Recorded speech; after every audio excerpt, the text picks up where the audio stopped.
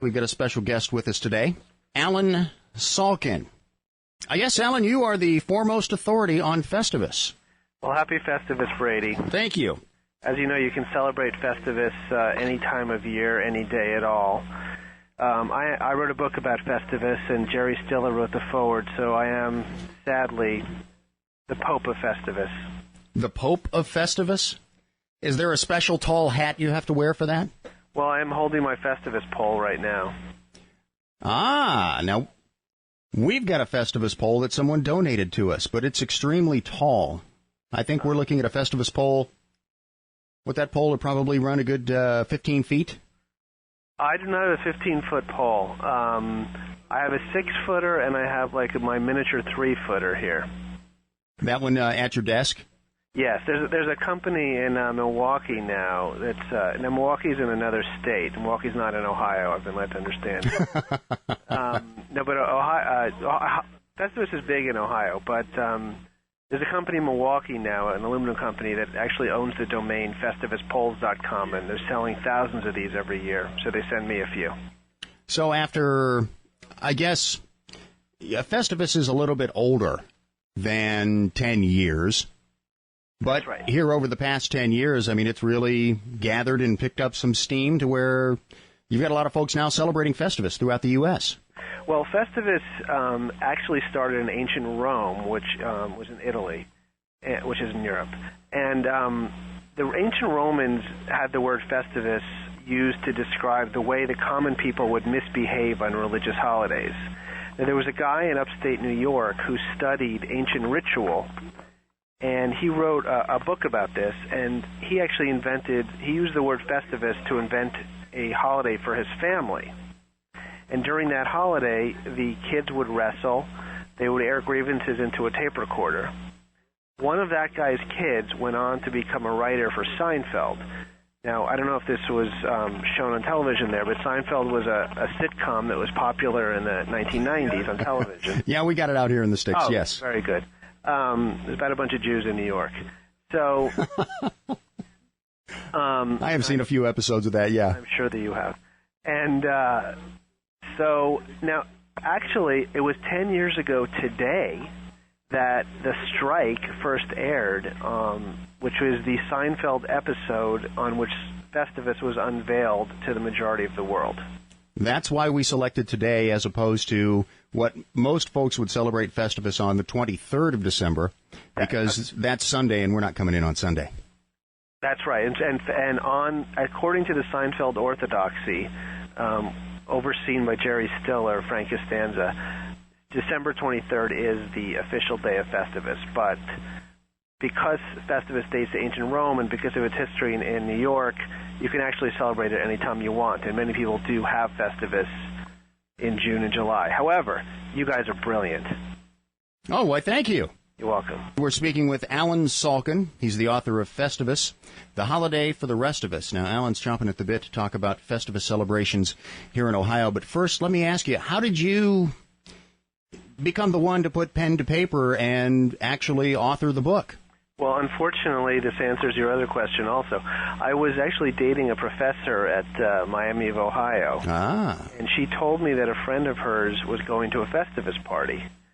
And it took me about a week before I realized, what? And I actually pitched this as a story for the New York Times, that there might be a trend that people were actually having Festivus parties. So they wanted it. It ran in, I think, December 17th, 2 or 3 years ago. December 19th, 2004. I've got the article right here. Yes, you remember it better than me. Thank you. I'm so big now I can't remember all my stories. Too many things going on, yes. I'm just huge. And so actually my whole knowledge of Festivus starts in Ohio. And then when I continued to do research, and we wrote that story, and it became one of the most emailed stories at the Times, and I realized that there might actually be a book in how people in the real world were actually celebrating this holiday from Seinfeld, that they learned about on Seinfeld. And when I did my research, it turned out that there were these guys living in a house that they had named Festivus in Oxford, Ohio, and there's a photo of them in the book. So the interesting thing is I've actually found that Festivus is bigger away from the coasts. something that the heartland, the flyover states have kind of adopted as their own holiday?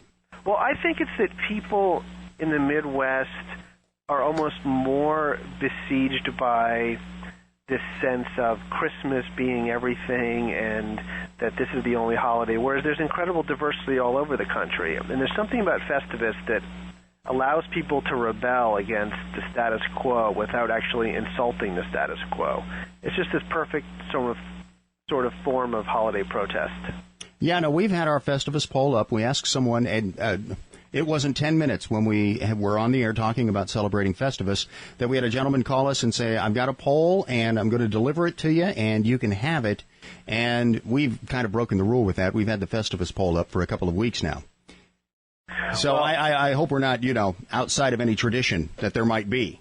Well, I actually have, there's Festivus polls up now at the New York Times, and you think if I try to put up a Christmas tree that would be welcome here? I don't think so. And actually, there's right now, if there's a debate going on, I don't know if you've talked about this, but there's a big city council debate going on in Green Bay, Wisconsin, because the mayor wanted to have an official city nativity, and some guy suggested that if they were going to have a religious observance, he wanted to put his Festivus pole up on official property also. And this has gotten a lot of coverage, and there's a big debate going on about the freedom of Festivus. The freedom of Festivus. Now, something that started as, I guess kind of a goof, more than anything else, has snowballed and steamrolled into something that folks are taking, I guess, I don't want to say seriously because, considering the origins of where most people find it, but I guess... Well, when you think about the holidays, all of them have evolved. Even Christmas. I mean, Christmas has changed over the years. Mm-hmm. This whole idea of a Santa Claus and of a tree, these are all modern-day additions. Now, I'm not saying that there's no religious basis to Christmas. Of course there is. But the way that it's celebrated, the way that there's these traditional Christmas carols, well, these songs are only about 200 or 300 years old at the most. Most of them are about 30 or 40 years old.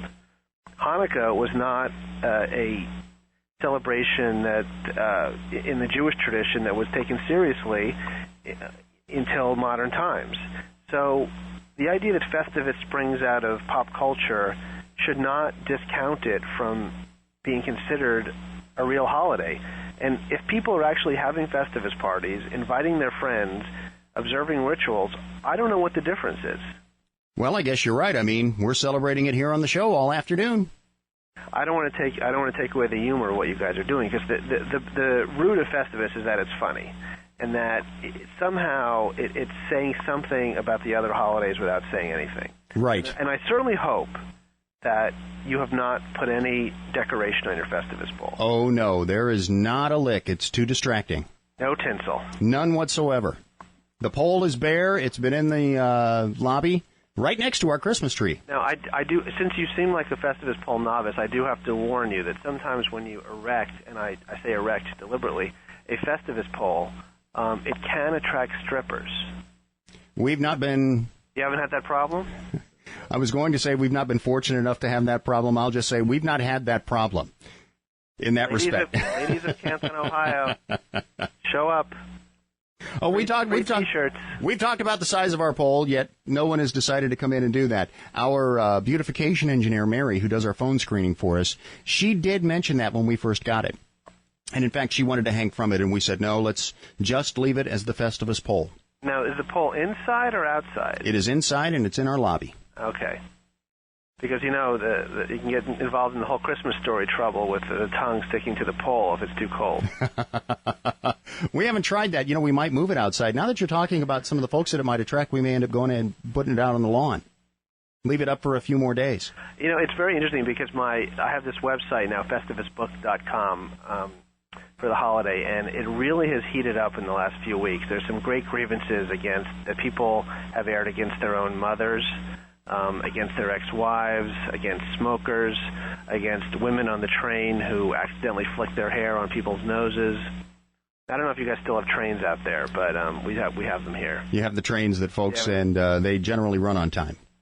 They sometimes run. I don't know. They generally run on time. When Giuliani was mayor, they ran on time. Well, they had to. Exactly. Or he'd go ahead and put them in jail or something. Alan Salkin, the author of the book Festivus, The Holiday for the Rest of Us. Very well-traveled gentleman. A variety of background and history on you, from being a rubber ducky salesman in Vegas to a chocolate chip cookie maker in Waikiki. That's right. Now, and I've been spreading Festivus cheer for years, I think, without even realizing it. I mean, wherever I go, I talk about Festivus, and people are always glad to hear about it. Well, we appreciate you taking the time today to check in with us here on the Brady Russell Show on our Festivus celebration. We're hoping to make it an annual event. Please call me next year. Well, as long as we're still here next year. All right, Alan, thank you very much. Happy Festivus to you too, sir.